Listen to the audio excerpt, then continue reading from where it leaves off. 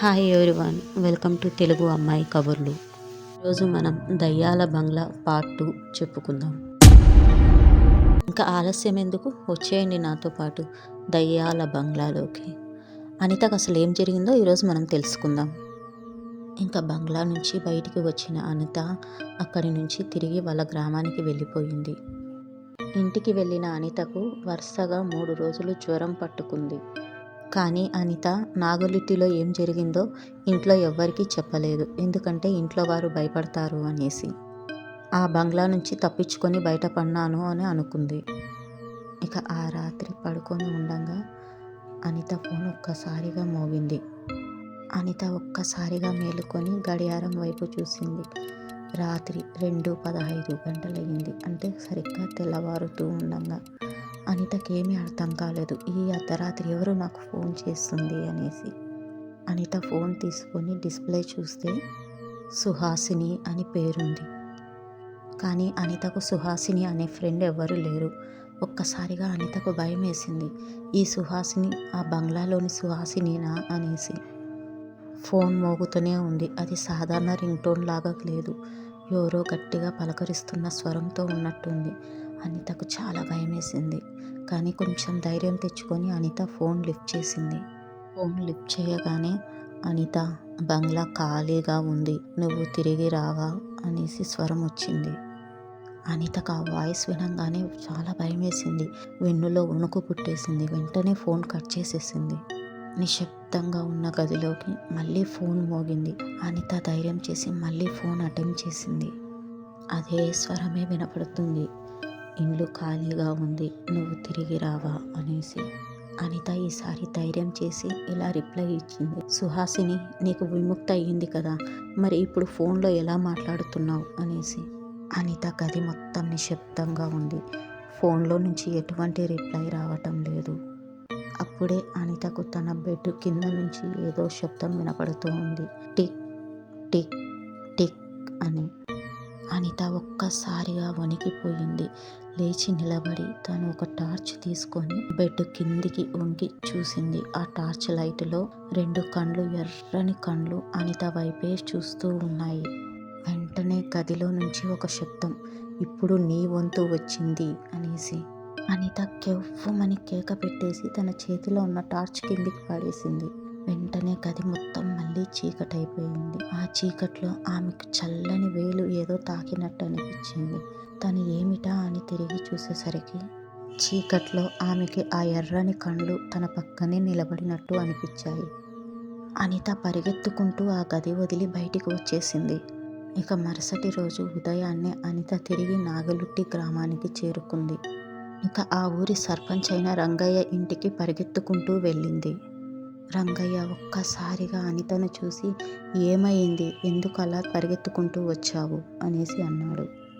ఆ బంగ్లా నన్ను వదలటం లేదు, అక్కడ ఎవరో ఉన్నారు, నన్ను పిలుస్తున్నారు అని వణుకుతూ భయమైన స్వరంతో చెప్తూ ఉంది. ఇక రంగయ్య, అందుకే నేను ముందే చెప్పాను, ఆ ఇండ్లు బలితో నడుస్తుంది, అది ఒకరిని విడిచిపెడితే మరొకరిని వెంబడిస్తూ ఉంటుంది అనేసి. అనిత ఎంబడే ఇలా అనింది. అయితే ఇప్పుడు నా పైన పడుతుందా అని. భయంగానే వణుకుతూనే ఉంది. అతను మౌనంగా తల ఊపాడు. ఇక వెంటనే రంగయ్య గజపతి అనే జ్యోతిష్యునికి కబురు పంపాడు. జ్యోతిష్యుడు వెంబడే వచ్చి అనిత చెప్పిందల్లా విన్నాడు. ఇంకా గజపతి ఇలా అంటున్నాడు, నువ్వు ఆ ఇంటి శాపం సరిగ్గా అర్థం చేసుకోలేదు. సుహాసిని ఆ బంధం నుంచి విడిపోయింది, కానీ బయటికి రాలేదు. ఇక ఆ శుద్ర శక్తితో సుహాసినే పోరాడగలదు. సుహాసిని నువ్వు పిలుస్తేనే వస్తుంది అని చెప్పాడు. అనితకేమీ అర్థం కాలేదు. నేను పిలిస్తే సుహాసిని వస్తుందా, అది ఎలాగా అనేసి. ఇక గజపతి అనిత చేతికి ఒక ఎర్రని దారం ఇచ్చి, ఇది నీ చేతికి కట్టుకో, ఇక నువ్వు ఆ ఇంటికి వెళ్ళి సుహాసిని పిలువు, సుహాసిని నీకు సాయం చేస్తుంది అని చెప్పాడు. అయితే అనిత మాత్రం, నేను ఆ బంగ్లాలోకి వెళ్ళను, వెళ్తే నేను తిరిగి మళ్ళీ ప్రాణాలతో రాను అనేసి చెప్తూ ఉంది. అయితే గజపతి మాత్రం ఇలా అంటున్నాడు, ఆ బంగ్లా నీ పేరు రాసుకుంది కనుక నువ్వే వెళ్ళాలి అనేసి. అది ఈరోజు రాత్రే జరగాలి అనేసి గజపతి చెప్తూ ఉన్నాడు. అనిత వెంటనే ఇలా అడిగింది, ఎందుకని ఇవాళ రాత్రే అని. గజపతి వెంటనే 1952లో రాత్రి 11:47 ఆ క్షుద్రశక్తి మేలుకుంది కనుక ఈ రోజు రాత్రి కూడా అవే గడియలున్నాయి. ఆ గడియల్లోనే క్షుద్రశక్తిని బంధించగలము కనుక ఈరోజు నువ్వు బంగ్లాకు వెళ్ళు. అయితే ఆ రోజు సాయంత్రానికే నాగులుట్టి గ్రామమంతా దట్టమైన మబ్బులతో కమ్ముకుంది. ఊరు మొత్తం చల్లని గాలి వేగంగా వీస్తూ ఉంది. కుక్కలు ఒకేమైన మురుగుతూ ఉన్నాయి. పక్షులు రెక్కలు ముడుచుకొని చెట్లపై వణుకుతూ కూర్చున్నాయి. ఇక అనిత వణుకుతూ ఉంది. గజపతి ఇచ్చిన ఎర్రని తాడు తన చేతికి కట్టుకుంది. ఊరు మొత్తం చీకటి కమ్ముకుంది. అనిత భయంగానే కూర్చోనుంది. కేవలం అనితకి గడియారం శబ్దం ఒక్కటే వినపడుతూ ఉంది. టిక్ టిక్ టిక్ అని. అనితకి ఒక మూలకి అద్దం కనిపించింది. అనిత నెమ్మదిగా అద్దం దగ్గరికి వెళ్ళి తన ప్రతిబింబం చూసుకుంది. అయితే అద్దంలో ఉన్న ప్రతిబింబం ఒక్కసారిగా నవ్వడం మొదలుపెట్టింది. అనిత భయంగానే అద్దంలో ప్రతిబింబాన్ని చూస్తూ ఉంది. చూస్తూ ఉండంగానే అది చీకటిగా మారిపోయింది.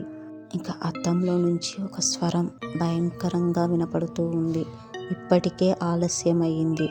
బంగ్లా నిన్ను పిలుస్తుంది, త్వరగా రా అనేసి. ఇక అనిత గట్టిగా అరిచి ఆ అద్దాన్ని కిందికి విసిరేసింది. అనిత ఉన్న గది తలుపులు నెమ్మదిగా తెరుచుకున్నాయి.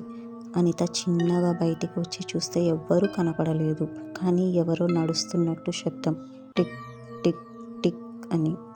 ఆ అడుగుల శబ్దం అనిత గది వైపుకే వస్తున్నట్టు అనిపించింది. అనిత ఒక్కసారిగా తన గది తలుపులు మూసేసి ఒక మూలకు వెళ్ళి కూర్చుంది. ఎవరో అనిత వాకిలి కొట్టినట్టు అనిపించింది. వెంబడే ఒక వాయిస్ వినపడింది. నేను అమ్మ రంగయ్యని, తలుపు తీయి అని. అనిత వెళ్ళి తలుపు తీయంగానే రాత్రి 9 గంటలు అయ్యిందమ్మా, ఇక నువ్వు ఆ బంగ్లాలోకి వెళ్ళు అని చెప్పాడు. నీకు ఏమీ కాదు, గజపతి చెప్పినట్టు చెయ్యి అని ధైర్యం చెప్పాడు. ఇక అనిత రంగయ్య మాట విని బంగ్లాలోకి వెళ్ళాలి అని నిర్ణయించుకుంది. ఇక అనిత భయంగానే ఆ బంగ్లా వద్దకు చేరుకుంది. అనిత బంగ్లా వద్దకు చేరుకోగానే తలుపులు వాటంతకవే స్వయంగా తెరుచుకున్నాయి. కానీ ఈసారి గాలి బలంగా వీచింది. ఎవరో నేను ఆహ్వానిస్తున్నట్టు గట్టిగా అనిపించింది.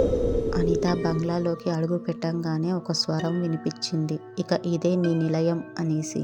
వెంటనే తలుపులు ఢమ్ అని మూసుకున్నాయి. ఆమె తిరిగి చూసి గట్టిగా అరిచింది. అనితకి తన పక్కన ఎవరో ఉన్నట్టు అనిపించింది. వెంటనే అనిత, నువ్వు ఎవరు, నన్నెందుకు వెంటాడుతున్నావు అని గట్టిగా అరిచింది. వెంటనే ఆ నీడ ఒక రూపంలాగా అనితకి కనపడుతూ ఉంది. అయితే ఎర్రని కండ్లు, నెత్తిన కొమ్ములు, అంతా విచిత్రంగా ఉంది. ఆ రూపం క్షుద్రశక్తి రూపంలో ఉంది. ఆ నీడ భయంకరమైన స్వరంతో ఇలా అంటుంది, సుహాసినిని నువ్వు విడిపించావు, మరి నా ఆకలి తీర్చేదెవరు, ఇప్పుడు నీ వంతు అనేసి. అనిత గుండె మరింత వేగంగా కొట్టుకుంటుంది. అయితే ఆ నీడ నెమ్మదిగా అనిత వైపుగా వస్తూ ఉంది. ఆ నీడ అనిత దగ్గరగా రాగానే గది మొత్తం చల్లబడినట్టు అనితకు ఊపిరి తీసుకోవడానికి కూడా ఇబ్బందిగా అనిపించింది. అయితే అనిత ఒక్కసారిగా గట్టిగా ఊపిరి పీల్చుకొని సుహాసిని నన్ను కాపాడు అనేసి గట్టిగా అరిచింది. అలా అనిత అరవగానే బంగ్లా మొత్తం ఒక్కసారిగా కంపించింది. గోడలు రక్తం కారినట్టు ఎర్రని వెలుగు మెరిసింది. అయితే అది చూడగానే ఆ నల్లని నీడ అక్కడే ఆగిపోయింది. అనిత వెనక నుంచి ఒక స్వరం గట్టిగా వినపడుతుంది, గర్జించినట్టుగా. అది సుహాసిని. ఇలా అంటుంది, నేను వెళ్ళను, ఎందుకంటే నాకింకా ఒక పని మిగిలింది. అనిత నెమ్మదిగా వెనక్కి తిరిగి చూసింది. అయితే ఈసారి సుహాసిని భయంకరంగా కాదు, నిర్మలంగా ఒక వెలుగులో కనపడింది. సుహాసిని అనితతో ఇలా అంటుంది, ఈ క్షుద్రశక్తి నీ రక్తం కోరుకుంది, కానీ మనం ఇప్పుడు ఈ క్షుద్రశక్తినే బలి ఇచ్చి ముగిచ్చేద్దాం అనేసి. అయితే ఆ నల్లని నీడ ఇలా అంటుంది, మీరు నన్ను ఆపగలరా, ఆపండి చూద్దాం అనేసి. అయితే ఆ నల్లని నీడ మరింత శక్తివంతంగా మారి 4 చేతులతో, దయ్యం కాదు అది, శాపం కాదు అది, అది ఒక బలియోగి శక్తిలాగా మారి సుహాసిని పైన దాడి చేస్తుంది. అయితే సుహాసిని కూడా మరింత శక్తితో దానితో పోరాడుతూ ఉంది. నీడ చీకటి రూపంలో, సుహాసిని వెలుగు రూపంలో పోరాడుతూ ఉన్నాయి. అది చూడడానికి ఎలా ఉందంటే ఒక చీకటి వెలుగు వాటితో అవి పోరాడుతున్నట్టు అనిపించింది. ఇక వెంటనే సుహాసిని ఇలా అంటుంది, అనిత నీ చేతికి ఉన్న ఎర్రని తాడుతో ఒక వలయంలాగా చెయ్యి అనేసి. అనిత వెంటనే తన చేతికి ఉన్న రక్ష తీసి నేలపైన ఒక వలయంలాగా గీస్తూ ఉండంగానే అనిత గుండె వేగంగా కొట్టుకుంటుంది. తాను ఒక్కసారిగా వెనక్కి తిరిగి చూస్తే ఒక 2 చేతులు తనని ఆపడానికి వస్తున్నట్టు అనిపించింది. అనిత భయంగానే ఆ వలయం మొత్తం పూర్తిగా గీసింది. ఇక ఆ వలయం నుంచి మంటలు చెలరేగాయి. అవి ఆ చీకటిని దగ్గరికి ఆకర్షించుకొని ఒక సుడిగుండంలాగా తిరుగుతూ ఉన్నాయి. ఇక సుహాసిని గట్టిగా అరిచింది. ఆ అరుపు ఎలా ఉందంటే ఒక్కసారిగా బంగ్లా మొత్తం కూలిపోయింది. సుహాసిని ఒక్కసారిగా అనిత చెయ్యి పట్టుకొని గాలి వేగంతో బయటికి తీసుకొని వచ్చింది. సుహాసిని యుద్ధంతో బంగ్లా అంతా నాశనం చేసింది. ఇక నీ బలికాలం ముగిసింది అనేసి అనింది. దాంతో అనితకి కూడా విముక్తి వచ్చింది. ఇక ఊరి ప్రజలు కూడా సుహాసినిని ఒక దేవతలాగా పూజించుకుంటూ ఉన్నారు. ఆగండి కథ ఎలా ఉంది? మీకు నచ్చిందనే అనుకుంటున్నాను. నచ్చితే సబ్స్క్రైబ్ చేసుకోండి. అలాగే ఒక లైక్ కూడా కొట్టండి. మీరు కొట్టే లైక్ మాకు బూస్టప్నిస్తుంది. మళ్ళీ కలుసుకుందాం ఒక మంచి కథతో. బాయ్.